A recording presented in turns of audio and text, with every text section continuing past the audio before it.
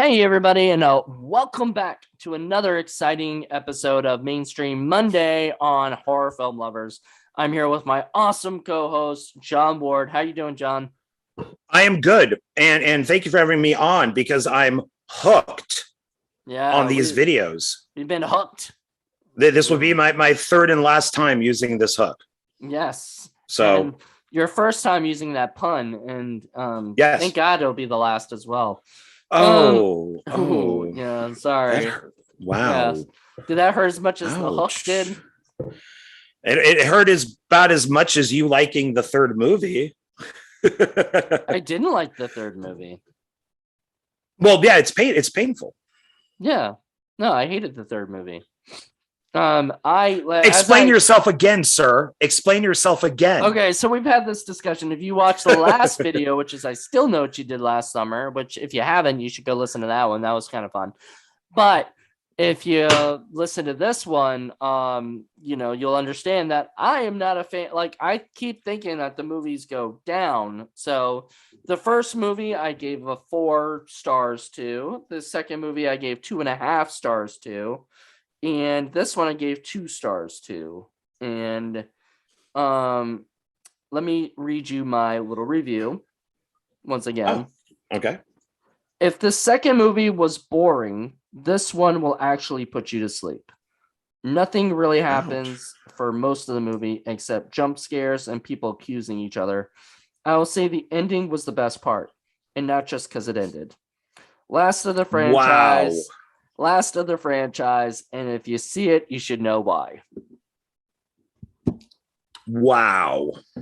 I was harsh on that review. And look, none of it has to do with the cast. That cast was pretty good. I liked almost every... They did a good job.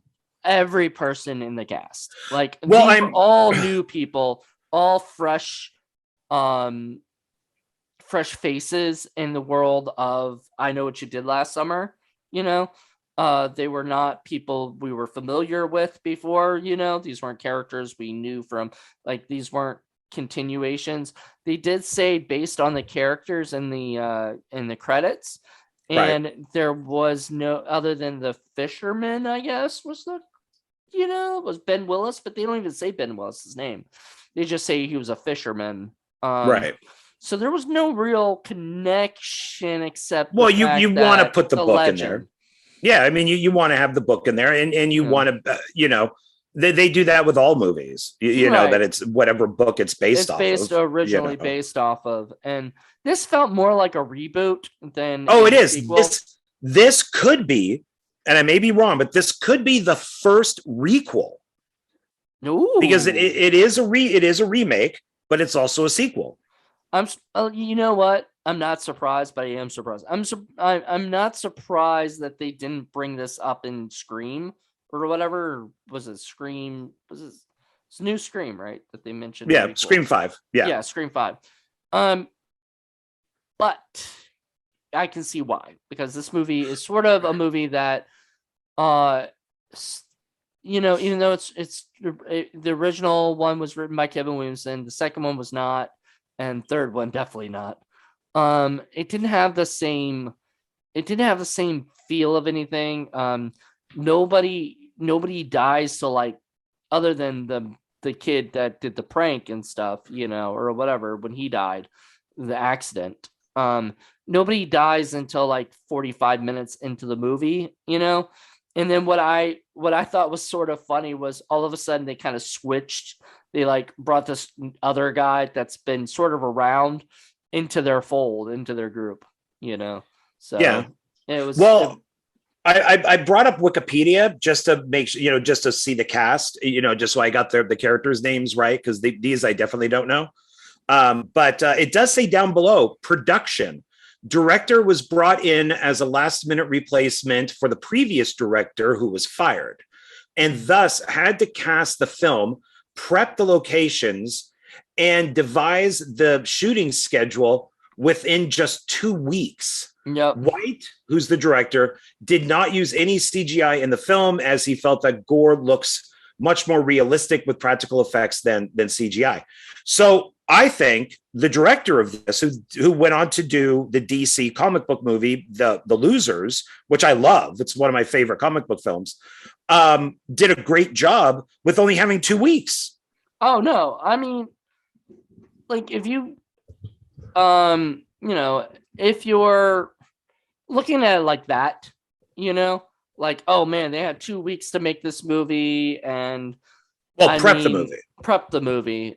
Not 2 weeks to make it, but 2 weeks to prep it before making it, and then they probably only had like two weeks to a month to actually shoot the film, or whatever. And they probably had like 17 days, I think, is a norm for something like this. Yeah. So you get that, and you kind of look at it and you're like, okay, like I get it. They did their best, with it. But honestly, still, it's just, like, it's sort of like a lot of times what will happen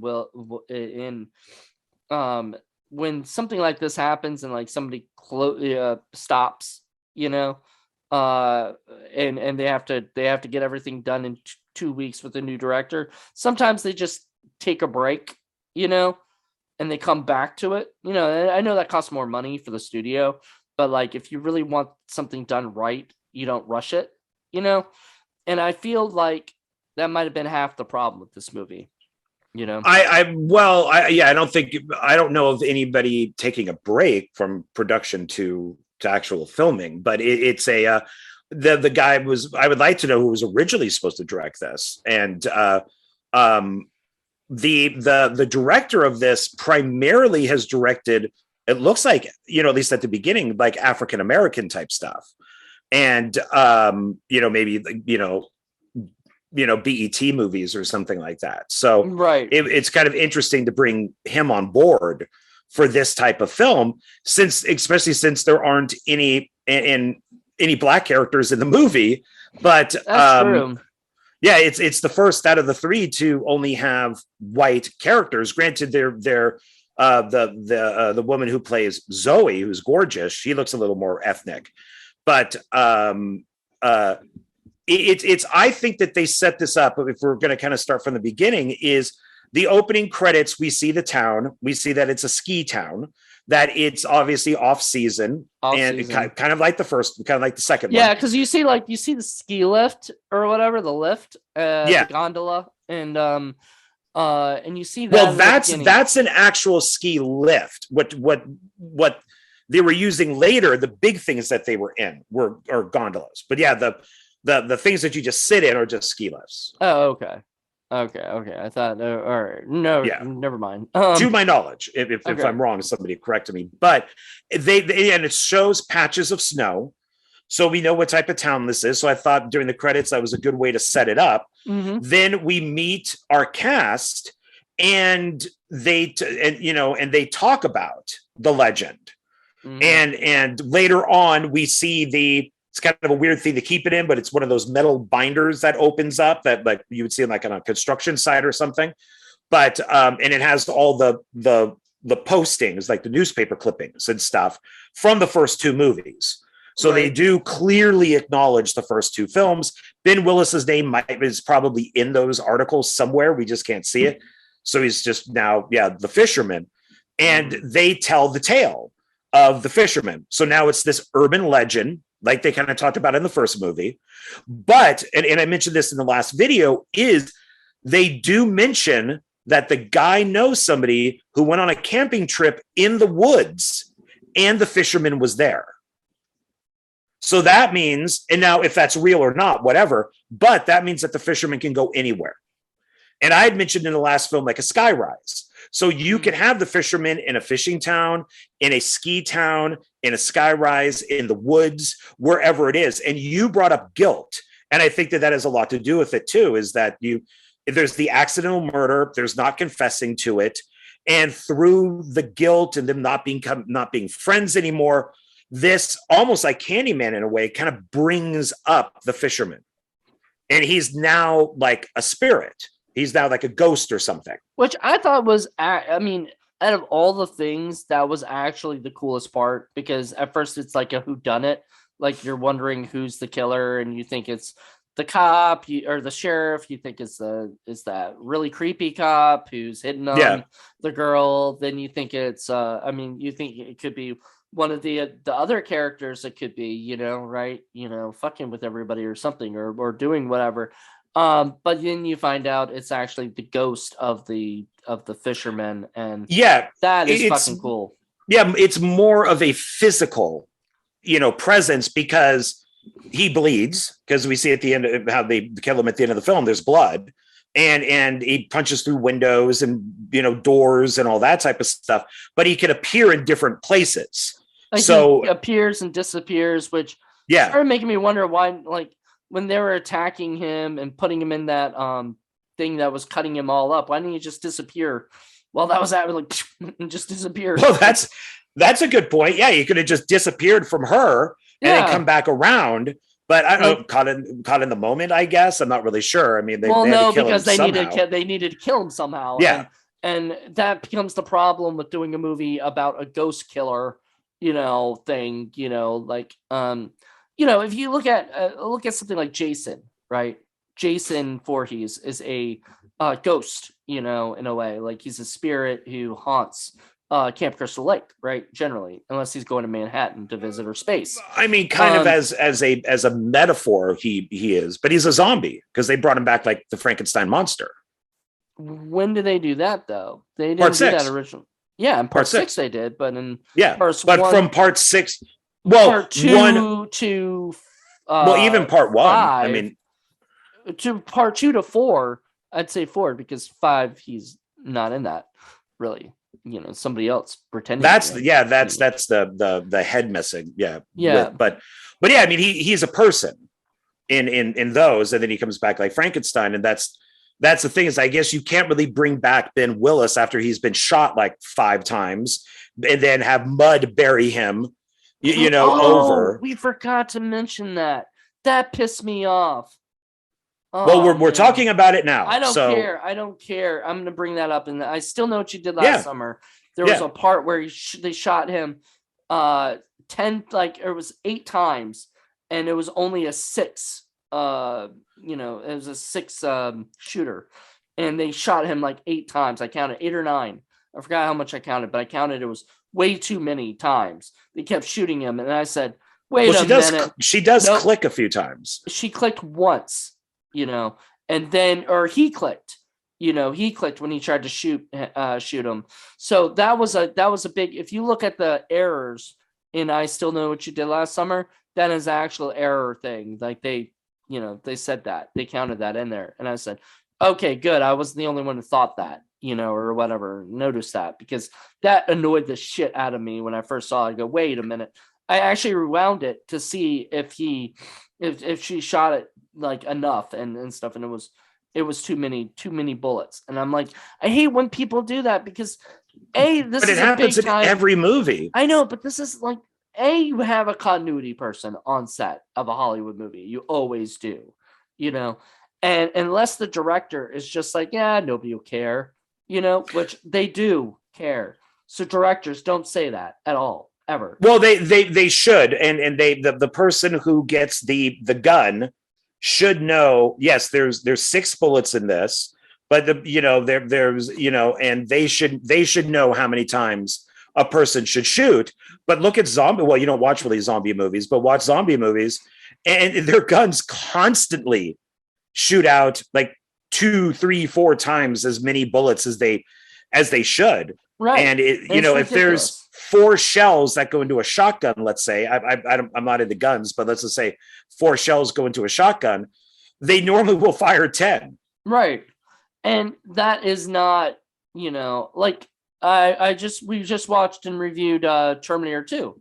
That was perfectly, I mean, James Cameron knows how to fucking make sure shit's on, because he is a man of detail. Yeah, he is. Roger Corman has talked about on Battle Beyond the Stars. He's the one that designed a lot of the ships, and he walked up to Corman, and Corman talks about this, that James Cameron could take that model and go, okay, that's where the crew is. That's a gun.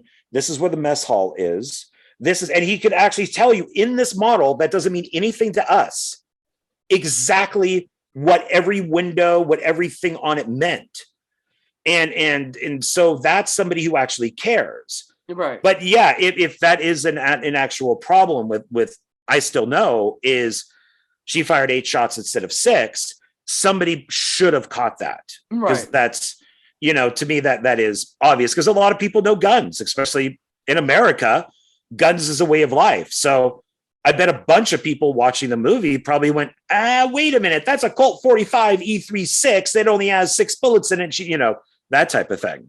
So anyway, let's go back to okay. So Ben Willis did get shot a bunch of times, Right. way too many times than his gun would have allowed. And ghost bullets. Yeah, ghost. Well, see, I mean, maybe that goes with it. I don't know. But then in this one, he's dead. He's a manifestation spirit kind of thing, because he's a legend now. Just like Jason, just like Freddy Krueger in a way. Yeah. Well, they mention that he's dead. Yeah, they say when she's looking through those newspaper articles that they shot him dead. Right. That was obviously in there for a reason. So yeah, so he's obviously out there doing everything, trying to murder them, and they didn't know. But so this annoyed me too. There's a couple things that annoyed me. And I'll tell you this. So there's a scene where she's like, oh my God, I think he's coming, right? When they were running to the door to get into the house or whatever it was, that they were going into. They were like, I think he's coming. And I'm like, why would they think he's coming? Like, why would he just appear? Because he can just appear. Well, good point. But he keeps using the hook to make noise, to let them know that he's there. Why? Because that's what he does. That's his. What you're saying makes sense, because if he can appear and disappear, like remember he's on that, what is it, the gondola or whatever it is, when she's on it, after her bicycle tire gets popped, which we don't know from who, but it does look like a slash from a hook, which means he appeared, slashed her tire, disappeared without her seeing it, and then she gets on the gondola thing, and as she's going down, he's on top with no problem holding on, smashes the glass and tries to kill her with the hook, and then he's gone. Mm-hmm. So he's not simply a ghost, because the ghost wouldn't have to break through glass. Right. So why not, unless he's fucking with her, why not just appear inside the gondola and kill her? Well, and that's another thing, is this movie just, okay, so the one thing I liked about I Know What You Did Last Summer and I Still Know What You Did Last Summer, and the things I actually liked about it was that they had kills of people, and I talked about this in the last one, they had kills of people who weren't connected to the original thing. Like we mentioned, the maid who got killed, Jeffrey Combs who got killed on the stuff, Jack Black gets killed randomly, there's another guy, a couple other people. So there's like seven or 8 people that died that had nothing to do with the legend and everything, that they just happened to be just poor victims that just happened to be working on the island. And I Still Know What You Did Last Summer. I Know What You Did Last Summer. Remember, I think we talked about how, like, why did they kill Max or whatever his name was, the guy. Oh, Johnny Galecki's character. Yeah. Why'd they kill him? Why did he kill? Well, because the sister. Well, they killed them because they wanted more kills. They needed more kills. They can't just kill, random. They can't just kill the 4 people or try to kill the 4 people, because then you'd only have like 2 deaths, because, Well, if I were to put thought into this, which may be pointless, but it's in the first film, it could be to get rid of people that know what's going on or that are in his path. So Max knows what's going on, because it's not not Ray, but the jerk. What's his face? Help me out here. Oh, Ryan Felipe's character. Not Ray. Yeah, but his character goes to Max and says, why are you doing this? Get away from us, all that, assuming that it's him. Mm-hmm. So the fisherman has to kill him because he knows. And then the sister, when Sarah Michelle Gellar is running and inside, is in his way. Like now she's like a witness. Mm-hmm. So he kills her. This is me just putting way too much thought into this. I mean, that may be totally wrong. That makes more sense. But this movie had no other people dying. So especially well, and with like I still know, why kill Jack Black? Jack Black was high the entire time. He would have been there through all the murders, just high in his room watching TV.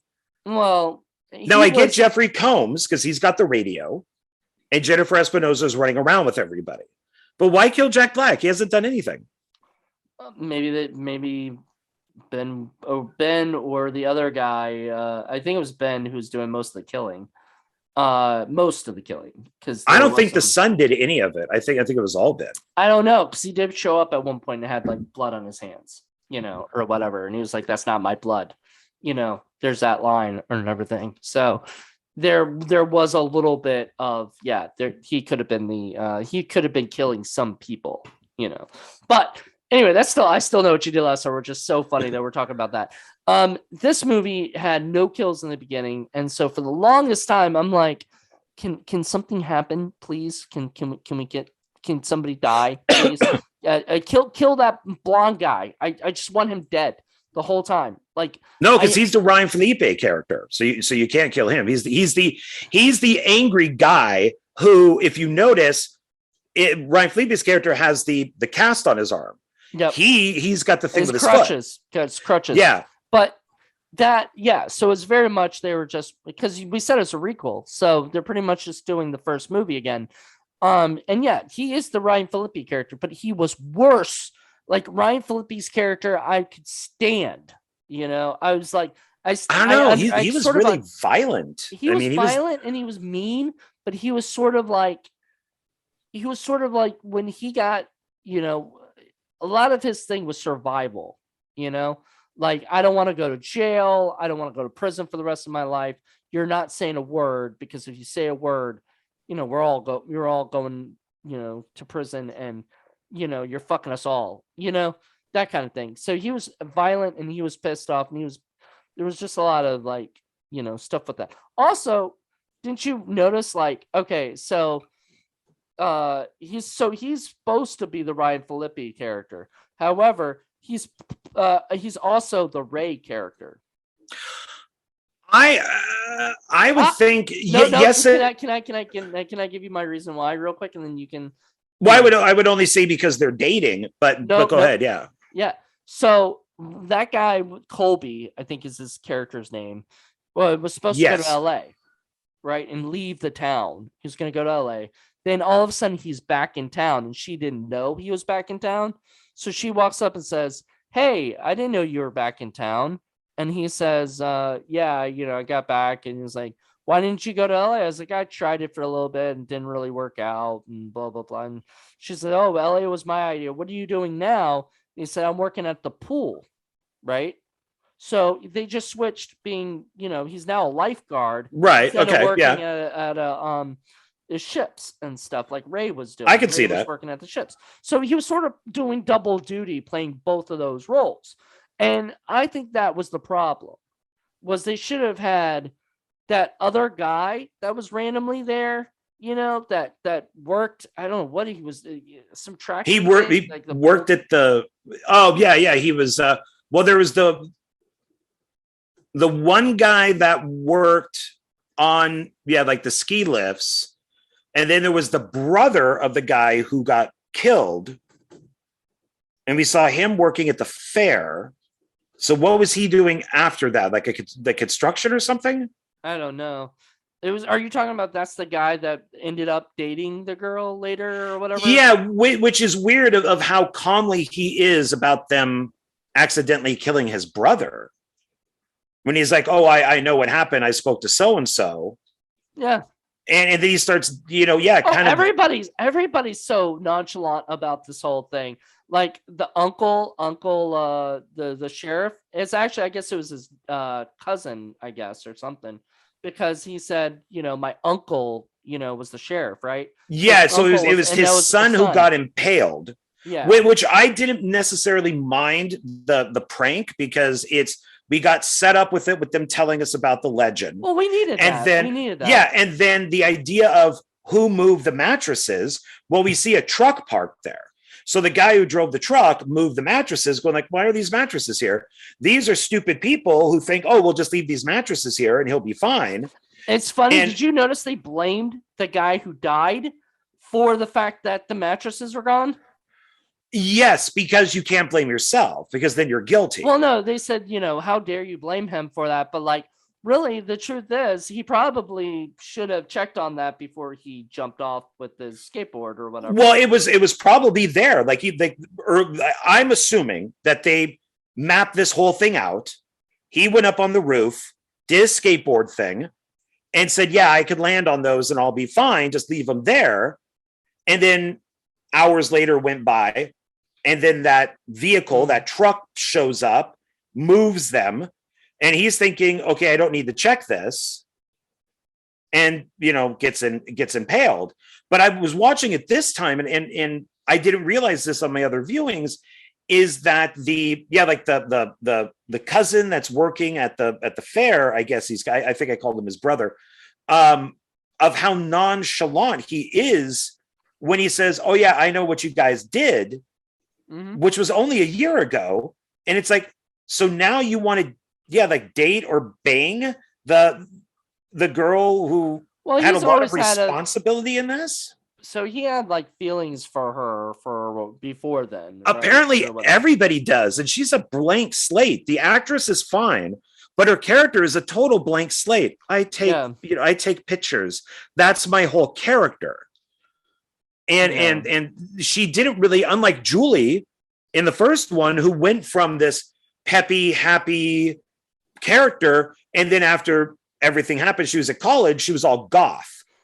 And she became more like PTSD sort of thing. Yeah, and these guys didn't really. Yeah, this didn't really like that. I think that was the biggest problem with it too, was as far as the writing goes, was that it just felt like the characters were under like wasn't figured out all the way. Like there other than, okay, we have a girl who is supposed to be Julie, right? So we have her, and then that's it. Like, we're not going to do much with the character development of that character. Yeah, she was just a photographer. That's her thing. She was just eye candy in a way. Like, she was a pretty girl. I mean, it was fine. Yeah. And she was, the actress was, like you said, she was good. She didn't really annoy me or anything. No, she just doesn't have much of a personality. Right. And then the, what is it? Well, there's Zoe. Who Jackie watched it with me. Jackie Hall watched the movie with me last night and called her young Angelina Jolie, and I was like, oh, I could see that. I could see that. There's also the girl, the actress that was in the Tarantino one with the car, Death. What is it? Death Proof, the main girl who's in that. She she looks like a few people. At least she did have a personality, and she's the Sarah Michelle Gellar character, because she's not the beauty queen, but she's the musician. And instead of her hair getting cut off, it was her guitar strings being pulled. Because for Sarah Michelle Gellar, it was all about looks and being a beauty queen. So it's hair. For her, it's about music and her guitar. So that's what gets all cut up, is her guitar strings. Yeah. So, and then I don't know who the other guy is supposed to be, the one that's actually working on the ski lifts and stuff. I'm not sure what character he would be. I was going to call him Ray, but I think that you're right on the other guy is a combination of two people. Right, because he was the one dating whatever with her or whatever. Yeah, because You I know? was thinking the cousin guy who does end up dating the girl, I was thinking he was more Max. Sort of, I guess, Because but like, because he gets into the but fight with them the whole time, and which yeah, is and funny because he gets into the fight with the guy who looks like basically Ryan Phillippe, and they're basically fighting, and it's almost like the same situation that Max and yeah, which is whatever. why I think this could be the first prequel. When did this come out? I got it right here. So let's see. 2006. Okay, so 2006, could that be our first requel? Maybe. Because it is clearly a sequel, but it is, and I never watched it when it originally came out because I was told, oh, it's just a bad remake. So I'm like, oh, why do I want to watch that? And it wasn't until I bought that box set that I showed in the first video, and I had a whole marathon, and I watched it, and I'm like, oh shit, I actually like this movie. This is good. I wish I saw it when it originally came out. Right. So it's I don't know. I like, and I also like Don Shanks. I've always liked Don Shanks. The guy who actually plays the killer or whatever, the fisherman. Yeah, Fisherman, and he is listed in Wikipedia as Fisherman Ben Willis.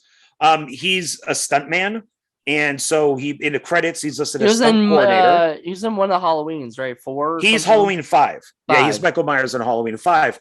And Halloween 5 is my least favorite Halloween movie. Honestly. It is not a good one. It is. No. It is not. I blame a lot of that on the director. Who my second least favorite. My first least favorite is the Resurrections. But it's my second. But it's close up there, and I really I just don't like that movie. I think it's like, that's a whole other topic. Well, which we'll get into Halloween at some point. I'm sure. Yeah, at some point. The whole rabbit hole of that. That'll be a whole 11 episodes or something or whatever. No, more than that. Jesus. Well, if you look at Don Shanks' career, he's been in a ton of movies, and I know just off the top of my head, Under Siege with Steven Seagal. He was in that, actor, stuntman. And I met him once. I met him at a Fangoria convention when Part 5 came out. Very nice guy. He signed up Michael Myers, picture for me, and which unfortunately I sold like an idiot. But so I've always been a fan of his. I've always liked it when I found out that he was the fisherman in this. But he's also the cop at the end of the movie when they're in the ambulance. Mm-hmm. And he's writing down, like, are you sure you can't see his face? That's Don Shanks. And so it's kind of cool that he's stunt coordinator. He's also the fisherman, and then they gave him a part without, They do that a lot with like the killers of these movies. Like I love when they do that. I think that's awesome. What is it? Kane Hodder in Jason Goes to Hell, which once again, a lot of people like. I just rewatched that movie, and I remember when I originally watched it, I hated it. Rewatching it now, I actually liked it a lot more. I don't know, it grew on me. Yeah, I'm same way. It's sort of like, but it's still not like a perfect, Jason movie. It's like, okay, what can we do with Jason now? But anyway, point is they had Kane Hodder as like a security guard. Yeah, he calls Jason a pussy. Yeah, he calls Jason a pussy, which was awesome, and then he dies, or right. whatever. So well, and then you also Kane Hodder in the Hatchet movies, how he plays Victor Crowley and Victor's dad. Yeah. So, which was part of his deal doing those films, is he didn't just want to play a guy in makeup. So they had him play the dad too. So I love it when these guys get to play, out of makeup, and they kind of play the opposite. Like they always play the killer, and then they play like a cop, or the killer and a dad, or something like that. So that's why I was very happy to see they're not going to Don be Shanks. in the same. Or one of the coolest things was Jason 8. Where Jason, Kane Hodder comes in and fights Ken Kersinger, who at that time actually was the stunt double for Jason too. So there were times where we saw Jason, we saw Ken as Jason, but he also fought. You know what I mean? So that's kind of cool. Like when they do shit like that, it's because, usually probably because they need an extra actor, and they're like, we're not just gonna put then it's a little nod, wink, wink. It was. I don't know if it started with Buechler, with John Carl Buechler, with Friday 7, but when they were deciding on who would be Jason, this is from the audio commentary, is that he says, "Well, I know a stunt man, and we can have him play Jason and be the stunt coordinator. So then that way we don't have to hire 2 people. He'll just do 2 jobs." That was the smartest. John Carl Buechler did that. Yeah. Oh my goodness, dude, rest in peace, John Carl, man. I miss you already. You know, like his career was amazing. Yeah, that's why I think when directors are smart, like Zoe Bell, you know, who's the stunt woman, how she's also an actress. Well, you have her do stunts. So to me, that's smart. If you're gonna hire, if you're making a movie about a musician, hire a musician. Why not?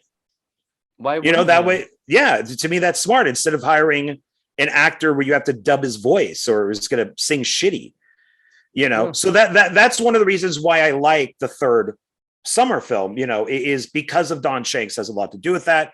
You've talked to me about location, how I love that it's kind of like that ski resort. You like, that's your thing. Yeah, you like very much. You like places that are different. Like if they were back at the Fisherman's pier, kind of thing, it'd be kind of boring, It depends on how they do it, because if you use the original Star Wars trilogy logic, everything ends where it begins, which is kind of like what they did with Scream 1 through 3, is that they had her back, and even though it was a movie set, she was still back home.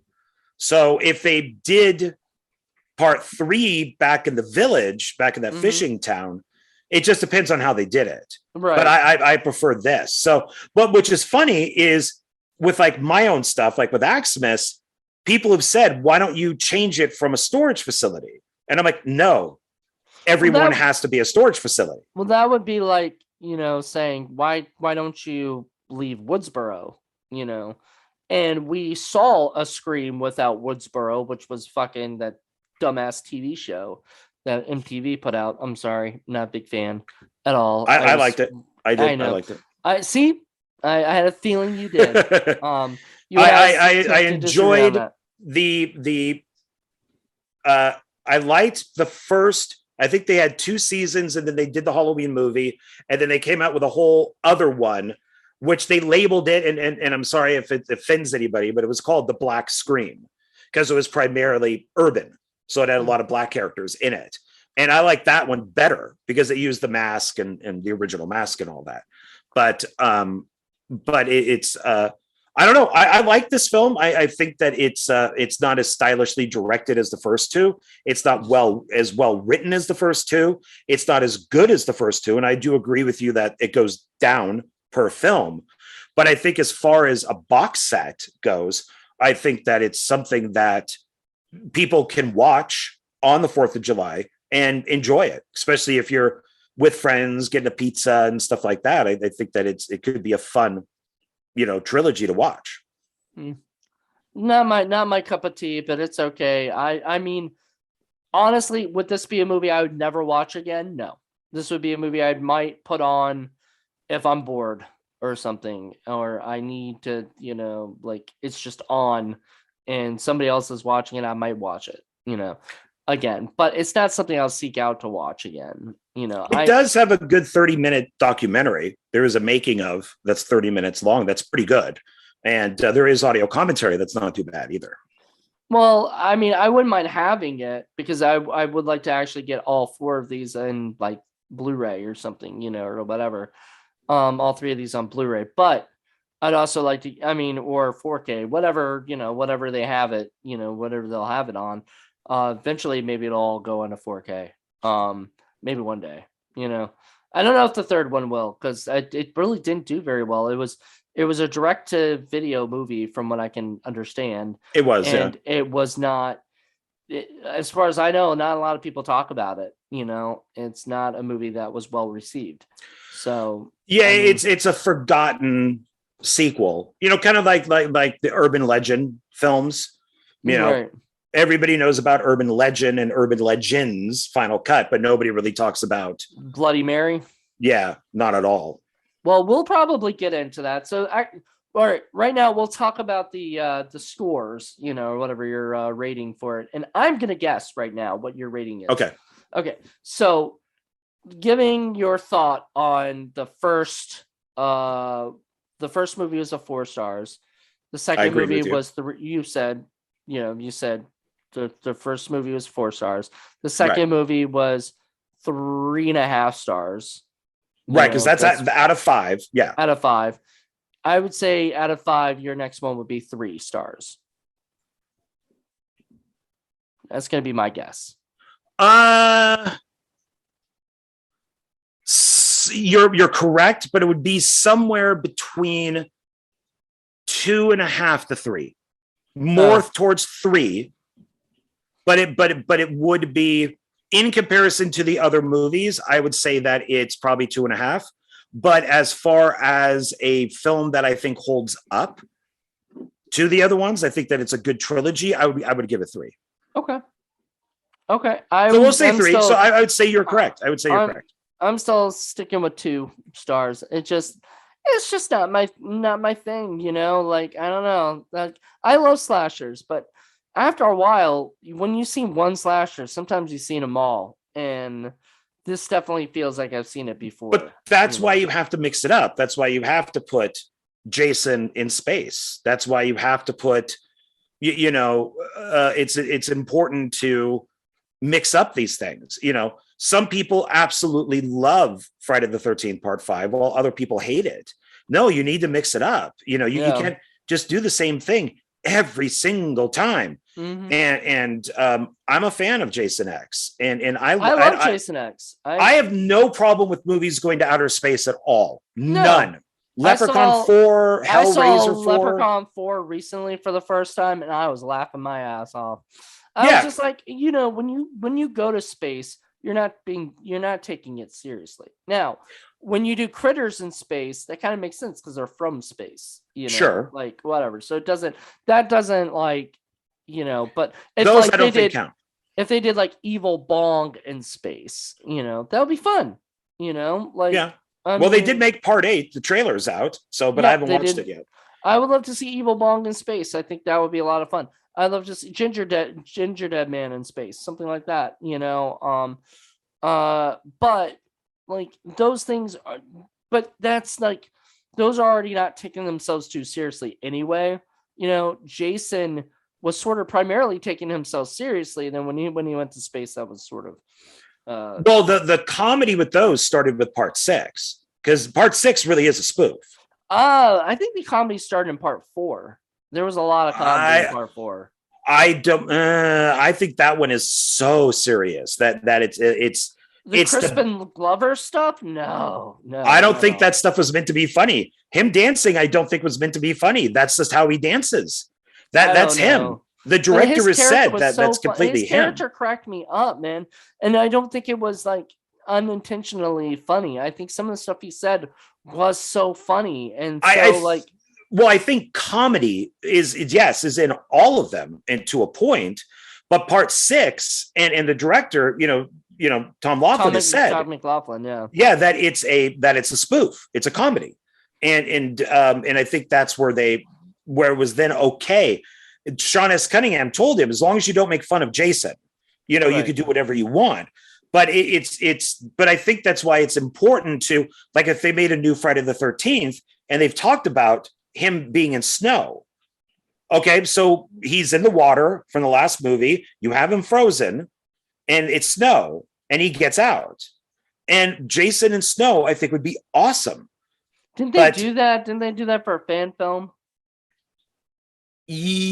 Kind of, yeah. It's one of those don't hike in the woods movies. Yeah, don't hike in the snow or something, Yeah, those kind of pissed me off. But, I guess they were okay. They're just fan films. But right. And which, I mean, like, that would be like if you and I decided to go make our own thing of somebody else's property, whatever. We're not going to do it the way that the studio would approve of us doing it. We're going to do it the way us as fans think, we're going to put Tommy Jarvis. We're going to put Tina, we're going to put Julie back, in the, in I Know What You Did Last Summer fan film, and you know what I mean?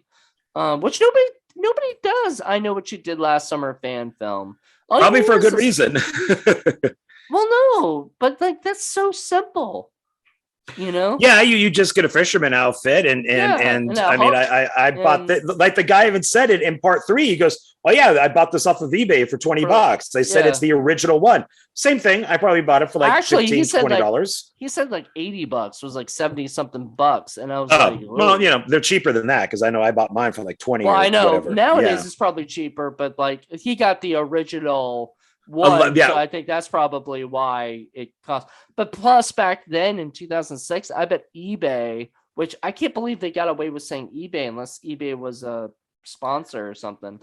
You can't really say, stuff like that, like branded companies like that, unless you're actually getting sponsored by them or something. But Well, I heard a lot of it has to do with as long as it's not negative. all right. Well, anyway, So that and it's a small movie, so who knows? Maybe they never even noticed. Yeah, eBay was like, I don't give a fuck. It's not like he's wearing an eBay shirt, know, and getting killed in it. Maybe that's the difference too. Maybe you can say something like you can say Actually, you can't say Facebook because anytime you say Facebook on in a movie or whatever, they have to change it to like face space or something like that. Yeah, I think a lot of people just don't want the hassle of it. Right. So that it's and plus I don't think people like product placement, which I think is dumb. Right. Product placement is in our lives. I mean, I'm surrounded by product placement. I don't understand why people are like, oh, you sold out, dude. I didn't sell out. I'm getting money for my stuff. I'm working, like when as a company, when you okay, you do these things, you yourself, you have a coffee company that sponsors you, and stuff like that. People be like, oh man, you sold out, or whatever. You'd be like, dude, I'm getting free coffee and I'm helping promote a friend of mine, like how awesome is that? Like, or even if you're promoting a big company, you're still promoting just somebody's, I guess, you know what, nowadays it's even because content creation and sponsorship, a lot of people are actually kind of cooler with product placement. A lot more. I mean, it's something that is in our lives. Like if you see a slasher movie and the person runs past a Pepsi machine, why can't they run past the Pepsi machine even if Pepsi is sponsoring the movie? We walk past Coke machines. We walk past different machines every single day. So I've never understood it. Stephen King puts product placement into his books all the time. And he has said, because we live in a world of product placement. It's not usually like what that scene in Wayne's World where they're like talking about selling out and and he's got like Dominoes that he's eating or the soda and he's like smiling while he's doing, what I mean? It's not usually that wink at the audience, it's usually you know what I mean, right? Like it's usually something like you said, they run past the Coke machine and Coke is sponsoring them, or whatever. Who cares? I mean? Like, who cares? Like, it's not. Well, yeah. I mean, like today, if let's say, Always Know What You Did Last Summer was made. Well, they did the TV show. But if this film was made today, the ski resort, you might see Heineken signs, or you might see Pepsi signs, or you might see, when they were doing the rock concert, like the band thing, that you would see a company, that sponsored, guitars up there. But we didn't, maybe because of just when this was made. But yeah, I mean, it's I don't think it's a big deal. So it's I don't know. Should we get back to the movie? Wait, we're talking about a movie? Yes. The one that's right that's right behind you. Oh yeah, with those three people that were on the Ferris wheel randomly talking about the legend while they were on a you know what cracks me up about films like this, and the lead girl there, the blonde, did it, and it happens all the time. So they're being chased by a killer, people are dying, and it cuts to the next day. For some reason they still have to get up and be hot. Like if you notice, like her clothes, like she obviously, even though knowing we have to get out of town, the killer's coming after us, We need to leave. Watch what she's wearing. What she's wearing was still like set out on her bed. And the guys do the same thing, I would assume. It was set out on her bed and all that stuff. Like she had like kind of like a weird belt that hung down. And I'm like, wow, you actually had to pick that belt, even though you're being chased by a killer. Why wouldn't you just throw on sweatpants and a shirt and just be done with it if you're being stalked? I mean, once again, you got it right the first time when you mentioned that, like, it's because they're in a movie, where we're going to be watching them full time and they got to be hot the whole time. That's just the truth is, like, you notice that, but like, I didn't think about that, like, I just thought, oh, she's hot, like, yeah, it's like what they did with Zoe makes sense. She's like, I'm not leaving. I'm going to this talent show. There could be agents there. And so she dresses hot because she's the lead singer of the band and she wants agents to spot her. That makes sense. And then she's killed in whatever she's wearing. But it cracks me up from time to time when you see these things where it really does look like the person went, this shirt, maybe that shirt, should I wear these shoes, maybe those shoes? And it's like, but you're being stalked by a killer. Does it really matter what you're wearing? Unless you're trying to impress the killer, I guess. She was trying to impress the ghost. She was like, I guess. Did you like that we got to see the fisherman's face? I mean, that he was like a ghost looking thing, like he was a zombie. Yeah, he's all kind of pruny and white. Yeah, and I mean, should we have not seen him because of the type of thing that he is? I'm okay with it because then all of a sudden who he is, that he's the zombie version. Because when that happened, I go, oh, this is supernatural. So this isn't. See, like, that makes more sense in this movie than like the first movie where we were talking about how she saw those, crabs and stuff in that dead body. And then she comes back out like 5 minutes later or less. And, and everything's gone and removed. Like, literally, we've talked about that the person would have to run there, grab everything, as quickly as, get into a car probably, because you can't run with everything that quickly and not make a noise that they would have heard, right, and stuff. And that made no sense in that movie. And you know what, I keep thinking, man, if I ever interview Kevin Williamson, should I ask him about that? Like, when he wrote that, was that like, what was he thinking about that? Then I'm like afraid, like, he will be like, interview over, I'm done. You're criticizing my work. I can't, like, dude. Well, it's the same problem with as much as I love the Scream films, it's the same problem with the Scream films. It's whatever the script dictates needs to happen. Like, why would people not see Tatum's body hanging from the garage when we do get a wide shot of the house and the garage is like right there? And people are running or walking by, it's a party. Yeah. And that's where you go to get the beer. They went into the garage to get the beer. That happened in Scream 5. The person died in the, like, the mixed guy died in the lawn or whatever, right? You would have known that somebody would have came down and saw him and screamed, screamed, and would have ran away and said, hey, there's a dead person over here. Right. Because the script says, no, now we must go to here. Right. So that's the same thing. So you're supposed to think in like the original, I Know What You Did Last Summer with all the crabs and the dead body, maybe it's 2 hours later. Maybe it's 4 hours later. That made no sense. Because they don't, I mean, she sees the body, she runs, right? So then she has to get Sarah Michelle Gellar. She has to get Ryan Felipe. And then they have to go back to the car. So maybe it's 4 hours, 5 hours. You would think it maybe be an hour at most. No, it probably would have been an hour.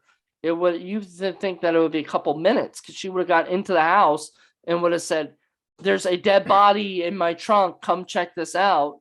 they go out to the car, and you know what I mean? They're not going to be sitting in there and, think of how Ryan it Phillippe is. depends. Yeah, I mean, it depends on how fast they got out there. Like if he was fucking around drinking, they could have been in his house for like an hour. Yeah, but and she's like, come on, we gotta go. We gotta go. That's the problem with that, is they would need that scene. There should have been a scene inside the house where he's but that's what cuts are made for, though. I don't like it. Because then all of a sudden you're left with this like thing of going, this doesn't make any sense. Because I don't know. It might have only been 5 minutes, but for the fisherman to do what he's doing, it was the same thing as. So it made more sense for this I'll Always Know What You Did Last Summer movie. That what's his name? Now it was sort of funny because there was a scene where the girl and I think it was Zoe or whatever, she pulls the Colby guy into the away from doing his job. He's supposed to be lifeguarding, supposed to be guarding people's lives, and he's like, yeah, I'm gonna just take a couple minute break. I'm like, there is another lifeguard out there. I know, but I've been a lifeguard, and usually you don't get to do that. Usually somebody has to replace you, or you have to call it, Adult Swim or something. Adult Swim means like Adult Swim, and the lifeguards have to be on duty. But anyway, whatever, it doesn't matter. He goes off and talks to her for a little bit, and when he comes back to his thing, he has a note saying, or whatever, it's written in something saying, I know what you did. It's water. It's water. It's not a bad idea, but it would never happen, because that's somebody would have to take like their finger, put it into the pool, and then do and then take their finger again. No, put the finger in again. By the time that he got up there, it started to disappear, but the timing would have to be amazing. Right. Which is why it's okay that it's a ghost now. Now that it's a ghost, you can look back at that and go, it could be a ghost hand that's doing it, I guess. Or whatever. But that makes I don't know. It's just one of those movies where I think that the concept could have been a lot better, and as we've said, that there were difficulties with prepping the movie to begin with. 2 weeks. Usually you get longer than 2 weeks. You get a month or longer to be able to prep. For pre-production is key when making these films. And I think a lot of people, tend to not think about that. But anyway, it was not it's not the worst film I've ever seen by far. It's not the worst sequel or whatever that I've ever seen by far, but it's just not, it's okay. It's meh.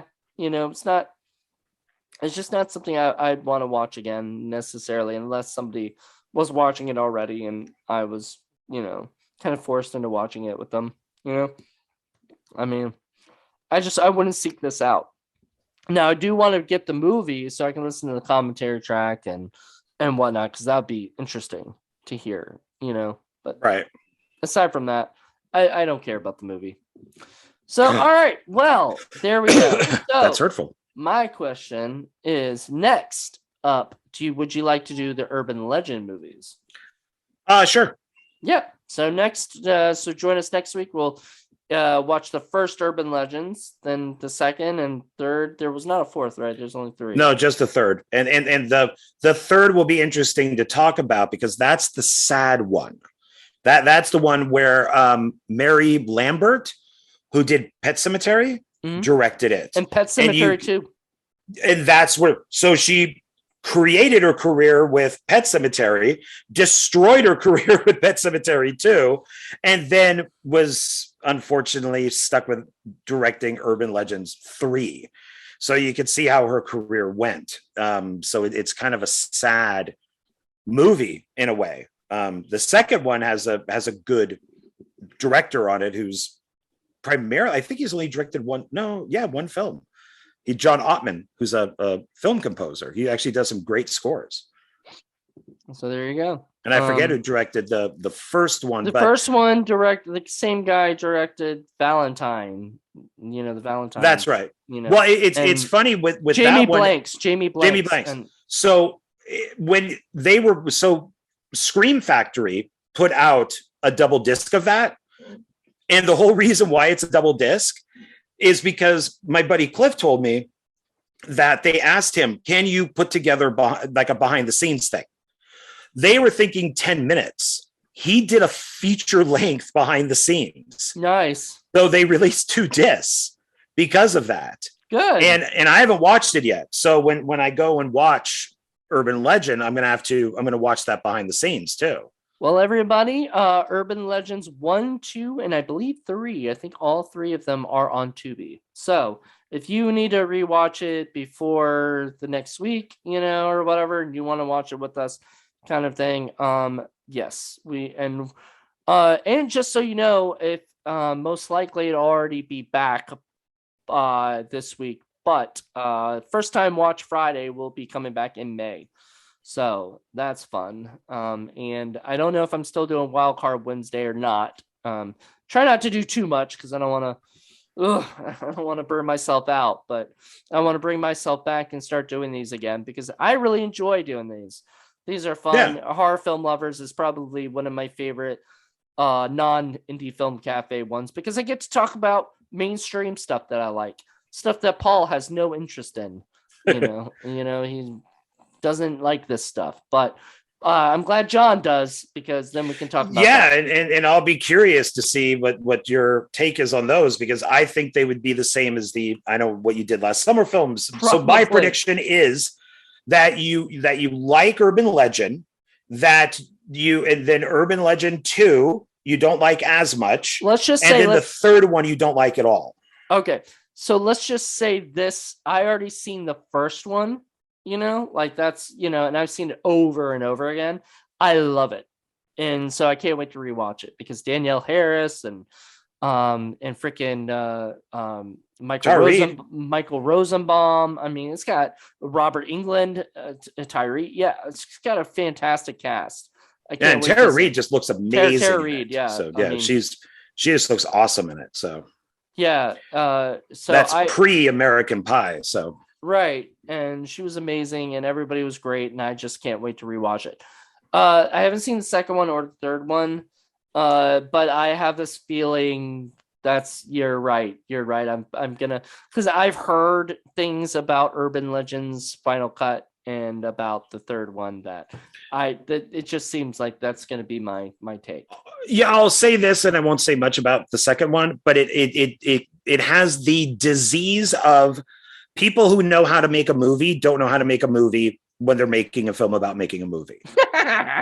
That's the main problem with so many of these films that take place while making a movie. Even on our level, we would go, that wouldn't happen. That wouldn't happen. That's not how you do that. Wait, these guys are making a movie. How do they not know how to make a movie in a movie?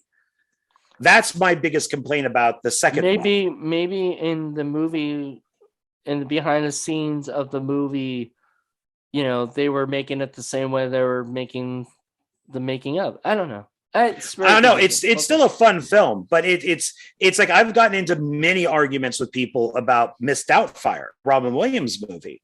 And my one, I don't like the film to begin with, but I don't like Robin Williams as a comedian. I like him as a serious actor. I don't find him funny at all. But you don't watch the animated film and do the voice. You do the voice and the animated film matches your voice.